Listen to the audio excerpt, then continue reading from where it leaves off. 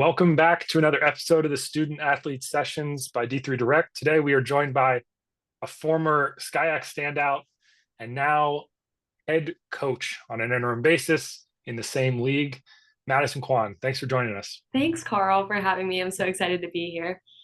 Yeah, I think always love to start out with just walking the guests through where you're taking this call from. Yeah, so I'm actually in my office in Pasadena, California. I'm from Los Angeles. I live in Pasadena itself, so super close to home. Just happy to be back in SCIAC and back in my hometown. Yeah, and you went to, as we mentioned, another SCIAC school not too far away. You were at Pitzer College, so you played your athletics with the Pomona-Pitzer Stagehens. I did. Where you were on the women's basketball team there.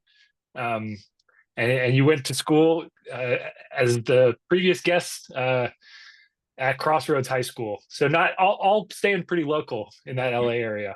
Yes, I did. And that's honestly for a reason. When I was deciding to commit to a college when I was 16, 17, 18, around that recruiting period, I really thought about going back east or going elsewhere beyond California for school. But I was raised in a single parent household, and my mom means everything to me. As people that are dear to my heart know that. She literally is my rock and the person that I do everything for, because I always want to make her proud. So having to stay close to college was really important so that she and my other family members can come watch me. I did have the opportunity to go visit some schools back east when I was being recruited. I had offers from back east schools. I had offers from D1, D2, D3, and decided that Pomona-Pitzer was the best fit for me academically and athletically. And they had the major that I wanted. And also the consortium itself had 7 dining halls. So, being an athlete, food was definitely a big one for me. But yeah, just being close to family was a big reason why I chose to stay local to home. It still felt close enough, but far enough away that I got my freedom away from home during high school. But I love that if I needed something that I could call family and they'd be right there. Right. Yeah. Anyone who's been to LA knows that Claremont is not downtown, or like, Yeah. the Claremont colleges are not downtown. So Yeah, especially they're with definitely traffic. their small little bubble, which is really nice. But that traffic from LA to Claremont could be brutal. But growing Yeah. up in LA, traffic is something you just you eat it. And you say 45 minutes is not a long ride. So, Yeah. Yep. Yeah. Well, on your recruiting process, Mhm. obviously you said you were considering some D1, D2, D3 offers. How did you get started? And we were talking beforehand, you're an only child, so you didn't really have an example within your family to go off of. Like, what did that start to your process look like? And when did you really get traction? Yeah, so you mentioned it, Carl. Like, I'm a first generation college student. So my mom didn't know where to start in this process. And because I was the only child, there was no one older than me that I had an example from. So it all kind of started at Crossroads, where, well, let's go back. I knew I wanted to play college basketball since middle school, since I really started playing. You really couldn't get a ball out of my hand. In high school, I also played volleyball and golf. So I was a big active sports gal, but basketball was it for me. Fun fact, I actually got recruited to play college volleyball too, not at Pomona-Pitzer, but somewhere else, but decided obviously to go the basketball route. And it started in middle school when I just was like, hey, I really want to play at the next level beyond high school. I didn't want it to end when high school ended. So when we were in high school at Crossroads, we had the unique opportunity to visit Division 3 schools, bigger UC schools. We visited Chapman as well, just kind of getting a different idea of what colleges look like at different scales. So I was able to see what a D1 program looked like, not on the basketball side, but just the school itself, just to visit campus.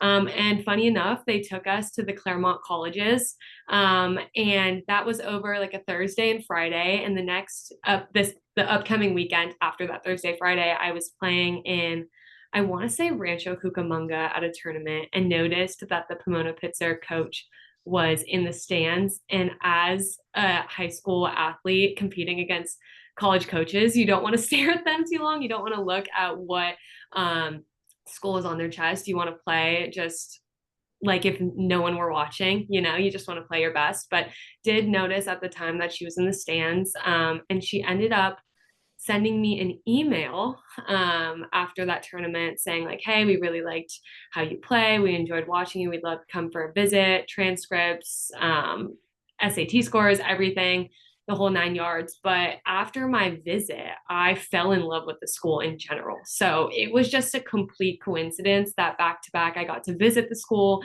and then they reached out to me. It kind of felt a little too good to be true. And Pomona-Pitzer was actually the first school that gave me my offer. And I ended up committing right on the spot, right? As she called me, just because as soon as I visited campus, it was, it's like, So it was one of those situations where I could see myself there for 4 years. The academics were very rigorous. I knew that there would be a great community of people within 5 undergraduate schools and 2 graduate schools. Little did I know I would be going to one of the grad schools and getting my master's there. So overall, just I'm very grateful for my recruiting experience. My club coaches were also a big deal to me. A lot of my club teammates also wanted to play in college. So it was just, I had a lot of people in my corner that were willing to sacrifice their time to help me get to where I wanted to be. So you were a little on the earlier side than it sounds like on the commitment front. Yeah. Once you, or go ahead. I committed the last week of, I want to say June or July, the summer going into my senior year. So I know like for D1s, that might sound a little bit later. A lot of people commit early, but nowadays with all media and just how recruiting is, a lot of people end up waiting till the last minute, seeing all their offers. But for me, that was the only one that I really, really wanted to come through. So I would say it was very early for me. Yeah. And it's something that, I mean, I would ask you in a second to weigh in now in your current role as the head coach of the women's team at CalTech. Right. But what we've seen, this trend is like, especially with high academic schools, like the commitment date, even though the application date has not moved at all, it's still going to be in November for ED. That commitment date and when the classes are getting wrapped up for high academic schools keeps going earlier and earlier into that kind of like late summer range. Yeah. No, it usually is, especially like for recruiting. Now that I'm at CalTech, the academic rigor itself is just narrowed down the pool of recruits that we're able to get. So the earlier that we can get out to tournaments, the better for us. And just reaching out to kids, getting them on campus, getting them to get a read with admissions is all really important for us. I obviously came from Pomona-Pitzer, where I was able to coach for 2 years as an assistant coach, and then coming to CalTech, I knew the conference very well, and I knew Division III very well, just because I obviously played for Pomona-Pitzer, but the rigor level is very different. Like you can get a kid with maybe like a lower GPA at Pomona, but somewhere like CalTech, you very have to be STEM oriented. Your SAT score has to demonstrate that STEM research, outside research when it comes to like lab work or just anything at all is very important to the application process.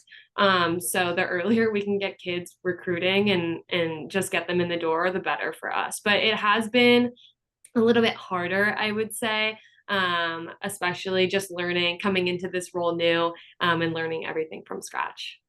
Yeah. Yeah. One term I want to make sure we make clear, just so if people aren't familiar, you said, let's get them in early to get a read with admissions. What does that mean? Yeah, so it's going to look different at every institution, right? But for us, like we have forms that kids get sent from coaches that kind of give admissions an idea of, one, what research have they done, two, how many STEM activities have they done outside of school? What does their academic course load look like? And just basically is a pre-read with admissions to let us know if they would be a good fit for the academics here at a D3 institution, especially like CalTech. It kind of gives the coaches a good idea of if the student has a chance of getting into the school, which is really important, especially at an institution like CalTech. Yeah, thank you. I just think that's an important. important. No, of course. I kind of just assume everyone knows that Yeah. of the life that you and I have lived, but completely understand that people may or may not know what that is. Right. I think as much as we can give people context of the realities of this process, like I think it's great if someone says, "Hey, I want to follow what Madison did and play at Pomona-Pitzer," but then to understand from a timeline perspective when they need to be really getting everything in order.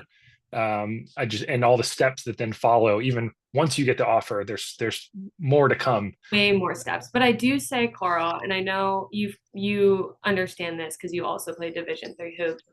Like coaches now, and I can say this from a coaching standpoint, a lot of coaches, because we have so many people that are reaching out to us, it is important for recruits to reach out to coaches. And I know it can feel very daunting to reach out to coaches if there's no response. But I always say the more emails that you send out, the better, the more that you get on our radar, because we are dealing with 100+ recruits at a time, dealing with practice, dealing with other things that are going on in the office. Don't always expect that the coaches are going to be the first to reach out. I would always say, as an athlete, and from my experience when I was reaching out to coaches sophomore, junior year, going to elite camps is super important. Getting your name out there, going to Ivy League camps if you wanted to play Division 3, because Division 3 coaches end up going to help coach at those camps.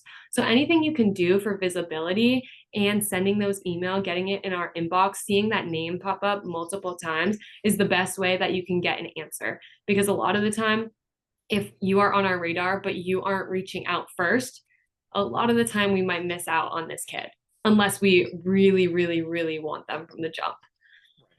Yeah. Right. Yeah. It's something I always tell recruits, like, unless you have heard back and the coach says you're not a fit, that don't rule it out. Right. Like 100%. Yeah. So, yeah, I think that's good advice. I want to get back to your process, because we're at this point now. You've gotten your offer. You're going through the pre-read. You presumably have this whole senior year of high school that you get to enjoy now and kind of have fun with. But like, when you got to campus at Pomona, and you said you liked the campus, you got you felt wanted by the coach, but like, what was your expectation for how you were going to jump in and contribute as an athlete, and what kind of vision did the coach share with you ahead of that freshman season? That's a great question. Well, first, to go back to your point of feeling senior year, like I had everything in my bag, I was ready to go. I didn't feel like I had gotten the offer until I got into the school, because there's always, especially at a Division 3 school, when you are applying REA or you're applying ED, whatever it is, whatever your school calls it, there is no putting the walls down until you get into the school, you graduate high school, and you move into campus. Because there's always that one or two scenarios that you've heard of that students, one, don't get in, two, something happens with the coach or the team or the program, whatnot. So I didn't really feel good until I could let a little bit down when I got into the school, but it still didn't feel real until I was able to like move into my dorm, get used to my teammates and whatnot. Just to clear that up a little bit, just because I felt like I couldn't announce I was committed either until I got my official into the school as well. So it didn't feel like people knew until I could tell them I officially got in. But going into the program, I don't know. I feel like it was so long ago. I can't really pinpoint exactly what it was that like our coach, I don't know. I think I came into it, our team previous to my year and the 7 or 8 other freshmen that came in with me, we obviously, everyone wants to win a SCIAC championship. We didn't have a winning season since way, way, way before we were there. Since way before we were there. And I think that going in with the talent that we knew we had freshman year, we didn't know what to expect, but we knew the coach was rebuilding the program.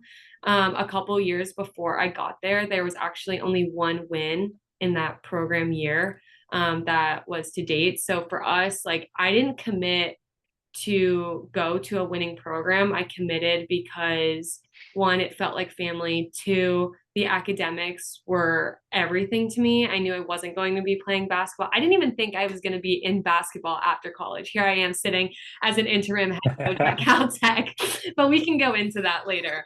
But don't get me wrong, I love my job and I'm happy I'm here. Like I couldn't see myself doing anything else. But at the time, I didn't think I was going to be playing after college. So for me, it was like, okay, what I wanted to do was sustainable planning. And Pitzer had a really good environmental analysis program. And I ended up getting my business management degree at CGU during my COVID year, for my last year of eligibility. And I was like, okay, what do I want to do with this? I interned at architecture firms. I entered at law firms. Like I was trying to figure it out. I eventually wanted to, well, I thought about applying to grad school for sustainable planning, environmental analysis, architecture in general. I took a UCLA AutoCAD class.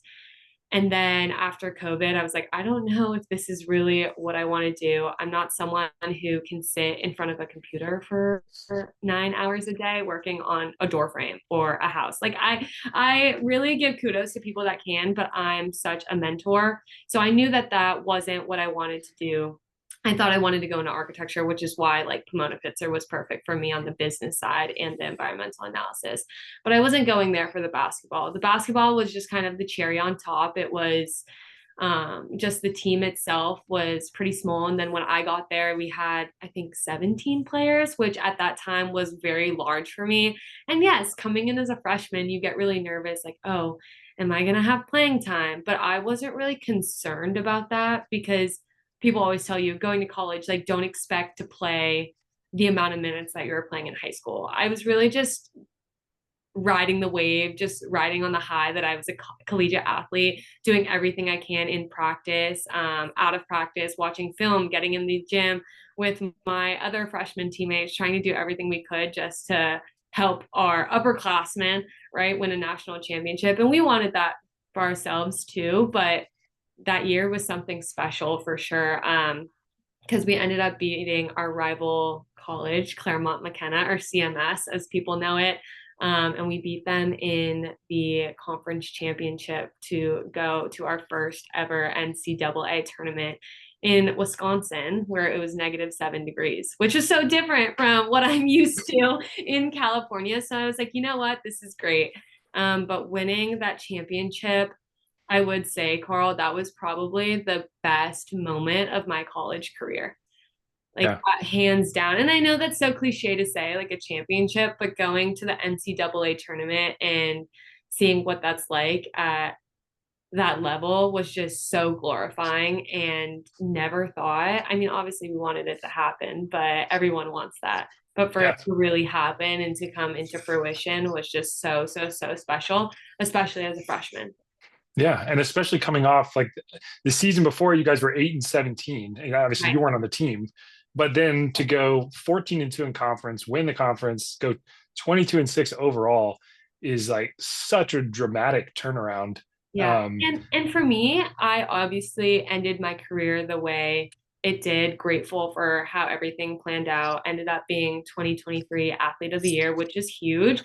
That was always my goal. My goal was to, one, win another SCIAC championship, two, get Athlete of the Year, and just three, be the best teammate, leader, mentor I could for the underclassmen. That was it. But freshman year, I was actually the only freshman of my class to never start a single game. So I made it my goal after that to just progress every single season. I wanted to get better. That sophomore year, I ended up getting first team all conference and said, that's not enough for me. And it wasn't just about myself. Like, I wanted to be the best version of me for the people in the next generation, or even the generations that were older than me, to prove that, hey, you know, people doubt us because, one, maybe we don't pass the eye test. Two, we go to a really good high level institution of academics. Like, they probably don't think we can ball. And three, just trying to prove people wrong. I'm obviously half Asian, half white. And from when I was little, I was doubted very heavily in the athletic department just because I didn't pass the eye test, or I came from an Asian background. You know, you never saw, especially growing up for myself, like I didn't see a lot of Asian players or Asian coaches. And to this day, I really don't. I think it's more prominent now with like Natalie Nakase I was in going to say coach of the year. in the WNBA, and just having more representation is super important. But yeah, there wasn't a lot of people that looked like me. I felt too Asian for the white crowd. I felt too white for the Asian crowd. And just like fitting in was hard, but through basketball, I felt like my teammates always respected how I played. But I felt like because I didn't pass the eye test, because people always doubted me, I always had something to prove. And so Mm-hmm. when it came to college, I wasn't the tallest, I wasn't the strongest. I obviously didn't have the highest shooting percentage, but it was what I did in games and with my teammates that I told myself I need to improve every single year to prove myself, to prove my team, to prove the brand that was across my jersey. So Mm-hmm. it was just motivating myself to keep going. Obviously, we didn't win another tournament championship, but we got there. We got to be in the championship. We lost in overtime, but overall, just a great experience. Yeah, Sorry, that yeah. was a And really long answer, but no, yeah, it's good. I mean, it illustrates a couple things. One, it's like, first of all, everyone has their own reasons for wanting to be better, and I think like I think it's helpful to share because like there are probably, I mean, they're not probably, there are definitely other athletes out there going through and having similar thoughts that you're having, like I'm not sure exactly how I fit in, like I just feel like I'm not appreciated, or like I'm not, my potential is not being realized, and like you said, you're the only freshman not to start a game, and yet you go on to have this career where you finished sixth all time in program history in points. You scored over 1,300. You're the all-time leader in threes. So like from that point as a freshman, I think it's, and then to go on to do what you did, like I think it's great for kids out there who are either still in high school or maybe early in their career to hear this message of like that level, that first go doesn't have to define you, and you don't have to buy into what other people are saying about you. You can set that own your own narrative and your own message, like you said, for the brand you want to yeah. represent. Of So course. And I think for me, I always tell our players like control the controllables for sure. Like I can't control whether the coach, I'm not gonna change the if the coach is saying I'm starting or not, but it's what I do in practice. It's what I do in the off season to prove that I'm better than I was. And I think every season I said like, hey, control your controllables, because all you can do is focus on yourself, focus on your teammates and what you can do to make this program better. And the coaches are gonna decide on their own, and we got to where we ended up, and just overall grateful. But I do tell recruits, I do tell kids, or even I coach a lot of Asian American basketball, to give back to my community, because that's where it all started for sure. But I tell kids like no matter what you look like, no matter how small you are, no matter where you grew up, your background, your ethnicity, everything, like it is who you are, it makes you who you are, and just create your own brand. Like you don't want to be, a lot of kids say to me, they're like, oh, I just want to be like you when I grow up. I was like, no, you don't. You want to be better. Make it a point where you're your own person and you want to thrive and strive to be better than I was.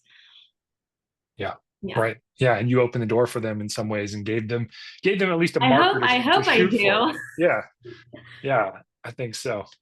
Definitely think so. Um, I want to get into off the court because you talked a little bit about some of the things you were doing. You talked about your masters, in the COVID year. You were, a SAC chair. You interned at a number of places, including Ninth Circuit Court in LA. Yeah. Did volunteer work with Special Olympics. Like, how did why was that a priority for you to really be involved on campus? And then how did you balance that for kids listening? How did you balance that with being a high performing athlete?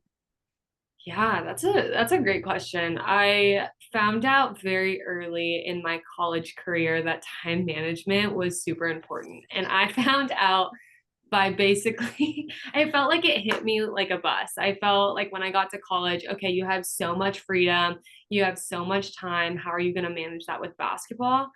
And I mean I'd volunteered throughout high school, but high school is very regimented. Like you go to high school in the morning, you have class, you go to practice, and then at night you do your homework, and then you do it all over again. And then on the weekends is when you play club basketball, you're going to your tournaments, or you're going to volunteer, or over summer, like you're doing a bunch of internships, right?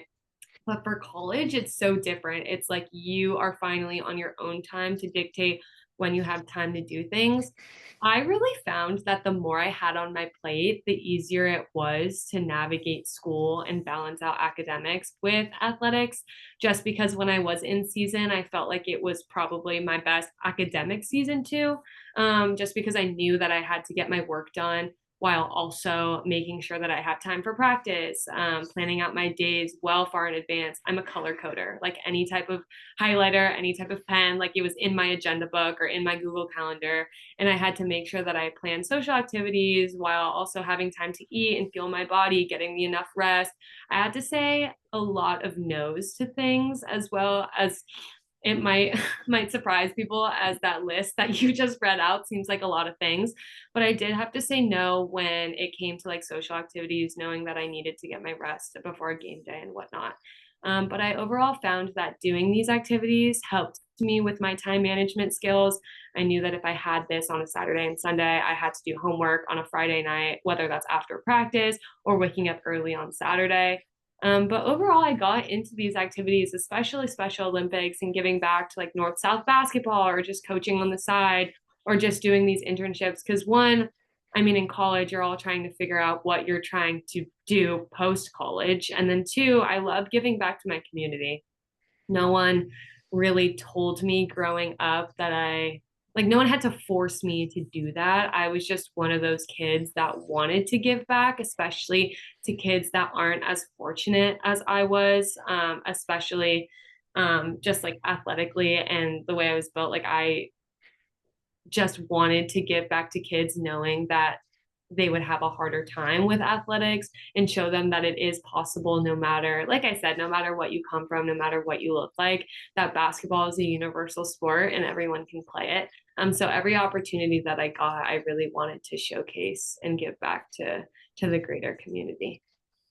Yeah. Yeah. I mean, it's so true what you said. Like, the more you have on your plate, the easier it is to manage in a way, because it does become much easier to say no to something social, or Right. And then also you have the built-in structure of all these great teammates around you who are also going through the same, in different majors, I'm Yeah. sure, in different academic.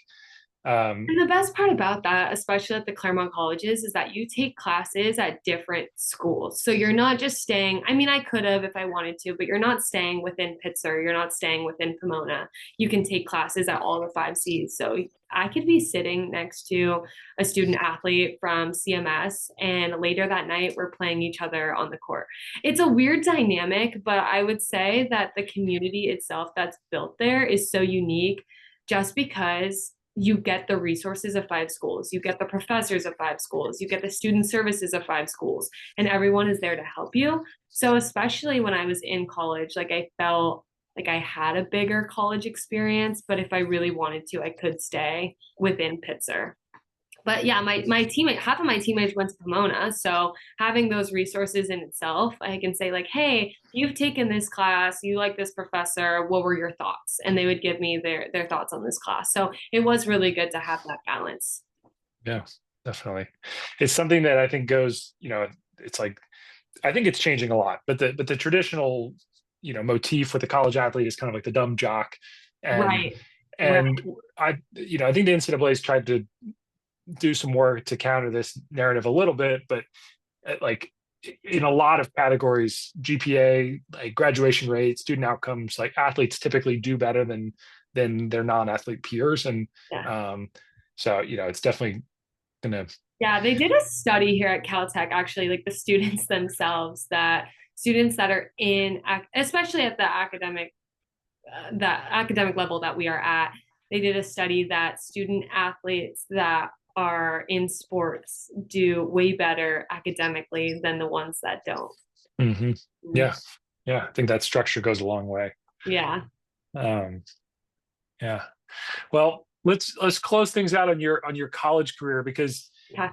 you were, as we know how it turned out. You are now a coach, I believe, in your third season, Mhm. um, and but towards the end of your career, you were really peaking. Like, you were named D3hoops.com first team All West region. Um, you were SCIAC Player of the Year. So you were, and we already mentioned you over 1,000 points scored. You also, just from an individual standpoint, were filling up the stat sheet. So in your last three games, I just want to read these out so I don't misstate. You scored 41, 36, and 25 to close out your college career, which is pretty ridiculous. Like, did you have an idea of wanting to go pro? Like, or, we talked a little bit about the design work that you did before. Like, what was going through your head is like, what is Madison's next step after you Right. finish your Well, career? what I'm getting from this conversation is that I definitely peaked in college. I Yeah, just that's kidding. right. Yeah, that was the high point. It's all downhill from there. No, yeah, that's, thanks for asking that, Carl. Yeah, I think to talk a little bit about the end of my college career, we knew early on, I think right before that 41-point game or right after, that we weren't making playoffs that year. And that was really heartbreaking because we are on the cusp of, if we could, we may not. And then we found out that we didn't, because however it worked, another team in SCIAC beat someone else that yeah, so in those last three games, it really felt like I blacked out. It felt that I wanted to play my best. I wanted to, my family came to those three games as well, like all my extended family. My mom is one of five. My grandparents came to, and all my cousins. Um, and I love my family, but I don't think growing up they ever really understood my level of wanting to commit to play college basketball. My uncles, some of my friends around me, they always kind of questioned, like, why are you spending so much time playing basketball, without realizing that that was my dream of mine. And even my family were like, you're spending so much money. Is this really what you want to do? And so when I became a collegiate athlete, I feel like something clicked in them, like, oh shoot, she made it. She's that girl now. And so to me, when they came out, it was all about not necessarily proving myself that I can do it. I was one trying to experience the last three games of college basketball that I knew was going to end. And I think it hit me in that season, like, going into senior year, like, oh, it's my last year, but basketball season's really long, so it's not going to hit you until the end. So I think right before the Laverne game, fun fact, I actually got a parking ticket right before that game. And I think that is what made me really upset. And I used that anger because I didn't want to tell my mom right away. So I thought that if I had a really good game, that I would play it off like, hey, mom, I scored 41, but I also got a parking ticket. Yeah. So I think that's what also stemmed that game. But I think just like proving the family coming out that, like, what? It was kind of like I shut all of them up. Just like, now you understand why my entire life I committed to basketball. You know why my mom sacrificed everything she could for me to go to private school, for me to go to Crossroads, which, living in Pasadena and driving to Santa Monica, is an hour and 15-minute drive in traffic every morning. Yeah. So, and when I was at Crossroads, it was the time that it was like Sharif, Ira Lee, like the greats were there. And then Bronny ended up coming to Crossroads too a couple years after me. But like that was the era. So people knew Crossroads basketball. So there was a reason I was there. But playing the way I did at the end of my career was just, I wanted it more than anything. I mean, I just wanted to go out with a bang. I knew it was going to end eventually, and realizing like, oh my gosh, we have 2 weeks left of college basketball. What are you going to do with it? So after that, after I finished my career, grateful for how it ended, and just I reminisce on it a lot, specifically because I'm still around SCIAC and I'm still around D3 basketball. But after that, I got invited to go to Barcelona with the SCIAC like the SCIAC All-Star team.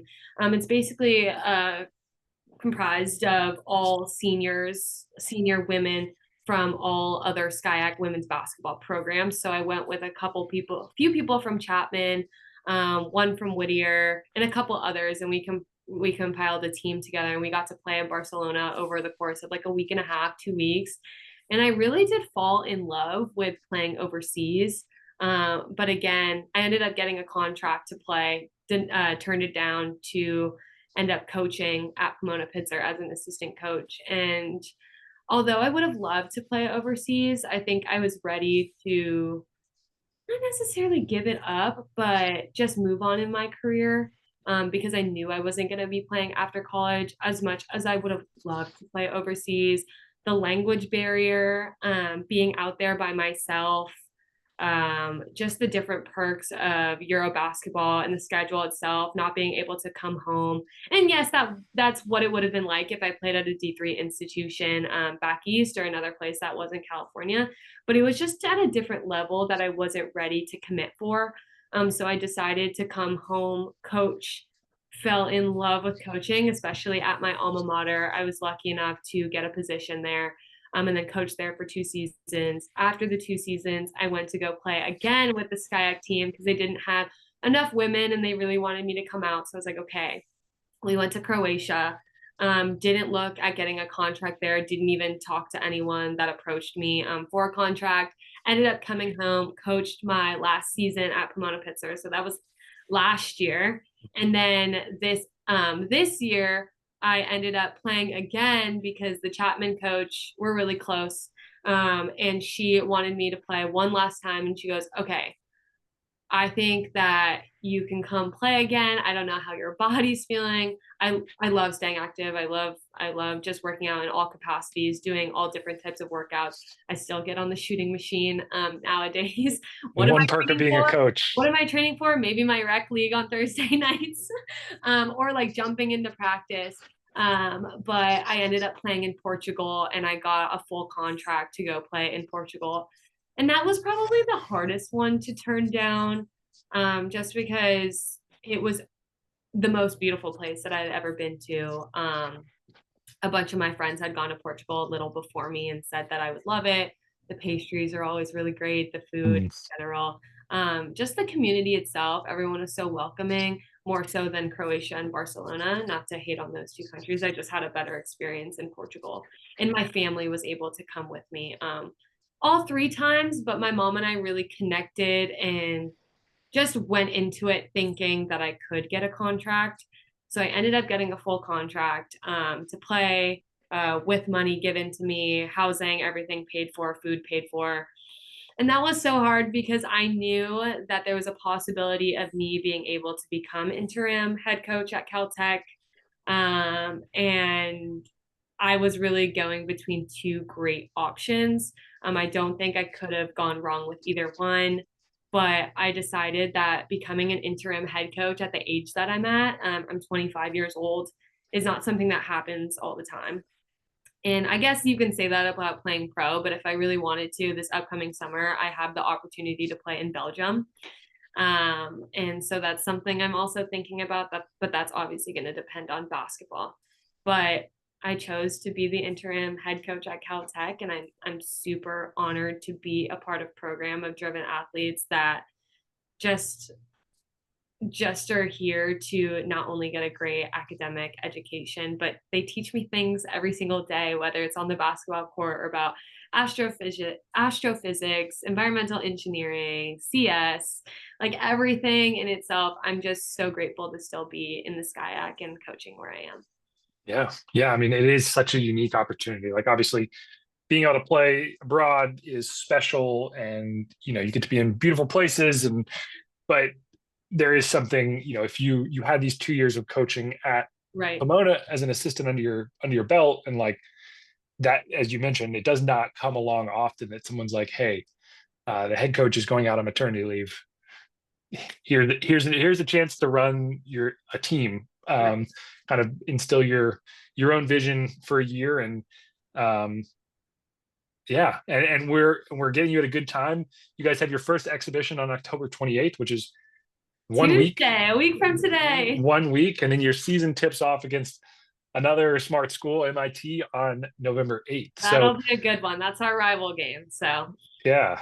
Where are you guys in your season prep? For those that are unfamiliar, October 15th is kind of like the unofficial now start of yeah, D3 so I know hoops. you know, Carl, but Yeah. so October 15th for Division 3 is our first technically official start date to season, but the NCAA granted us 8 days before that October 15th start date. When I was in college, we didn't have that. So our running test hit, we would run at midnight of October 15th or like early 7 a.m. of October 15th. And that was the first day that you can get in the gym with coaches. So it is a little bit nice to have those 8 days in the beginning of season. We used quite a few of them, and we'll use the rest towards spring as well to get workouts in. But just kind of easing into season. Now we're going full throttle practice every single day, doing mobility, plyos, just getting as many shots up as we can, starting to implement plays right now. Have our first game on Tuesday. Looking forward to that. But no, the trajectory is good, looking up, so excited for this year. But like I said, stepping into this role was a very big learning curve for me too. I didn't necessarily have to do all the admin stuff when I was an assistant at Pomona, and just like having 100% say in everything that we do. I oftentimes I get in my head and question, like, is this what we're supposed to be doing now? But just trusting the process, trusting myself, knowing that the basketball piece of it, I love this game so much that I would give everything for it. And I feel like I have to this point, and just staying confident in myself. So keeping my head Yeah. high no matter what. I like it. Yeah, and I mean, you were only announced, like, for those that aren't familiar, the news brief I have here is September 2nd. So Yes. it's like a month and a half ago. And for anyone who's not familiar with coaching, that is not a lot of time to get be able to shape a team. So it feels like a fun opportunity, like, not to say, like, low expectations, but you can really just like get in and almost like have fun with it. Like, Yeah. you I mean, know, no matter the situation, Carl, whether I was hired in the beginning of the summer or September 2nd, like I'm going into it with everything I got, no matter the outcome of games. I tell our players all the time, like winning and losing is not everything to me, although it might sting a little bit. And when we win, it's going to be the best day in the world. Like, I don't care about that. I more so care that every single game, every single practice, the trajectory of our growth is up and up and up. Every quarter that we play, we should be growing as a team and just meshing well together.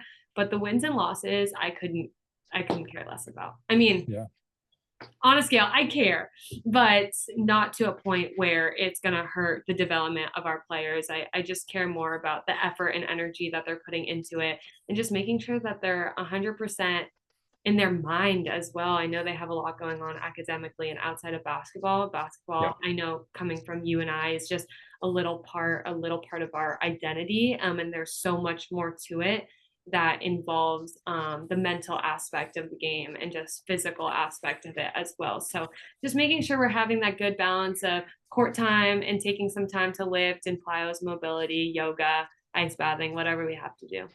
But yeah, excited taking this challenge on with my head high, and I wouldn't look back for the world. But yeah, grateful for every coaching experience I've gotten, whether it was at Pomona-Pitzer or just over summers, or even coaches that have coached me. I think the female coaches in my life that I've had during club really just paved the way for the possibility that there is to be a female coach of color in this profession. So just yeah. happy. Mm-hmm. Definitely. And life is weird. You don't the opportunities don't come at routine intervals. You can't predict Right. when you're going to get the chance.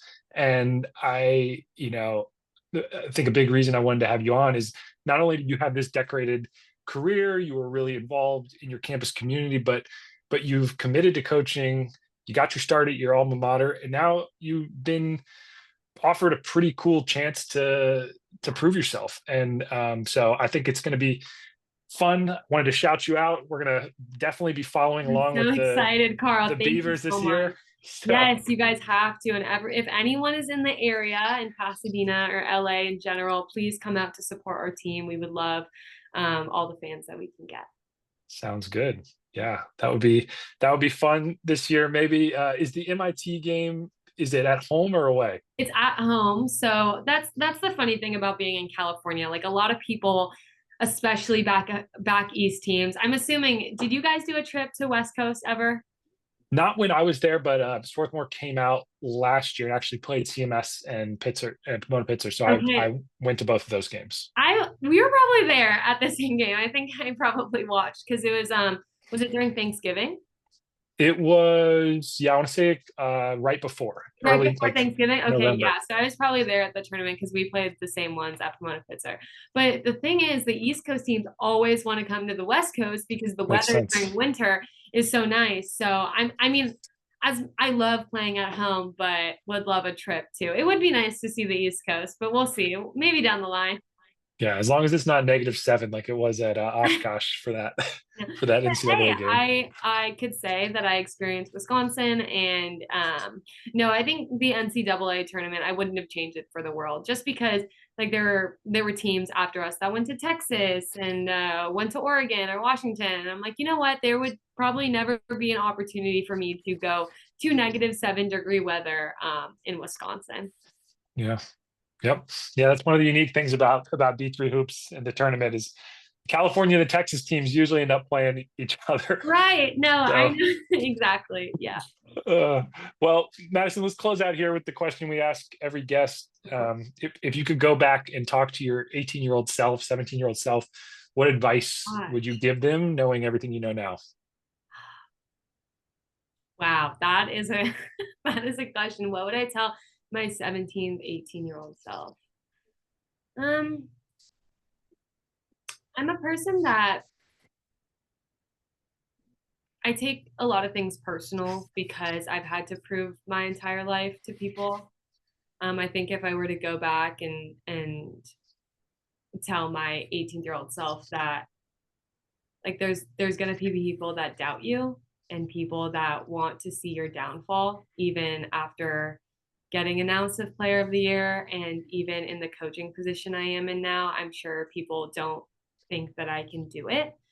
And I've been reading the book Let Them by Mel Robbins, and that mindset that I've taken into coaching has been really important to me, and has been helping me through this whole process of becoming a head coach.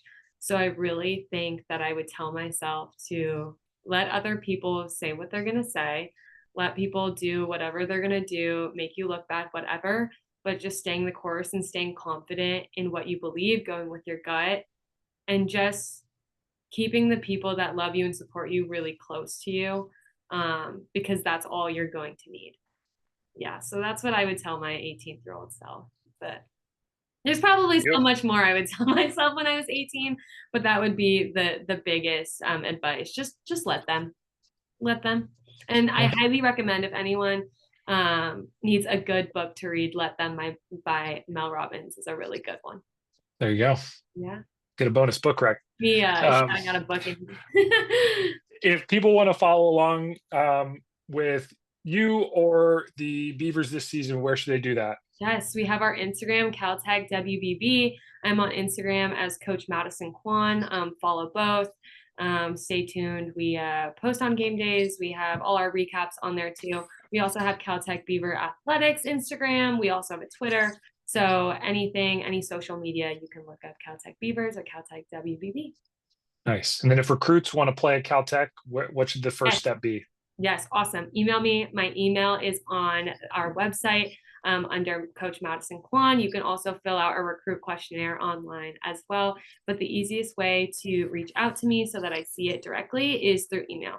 But if you're thinking, or if you have been thinking about sending an email to a coach, whether it's myself or at another institution, D3, D2, D1, NAIA, whatever it is, send that email, make this your sign to send it, and no regrets.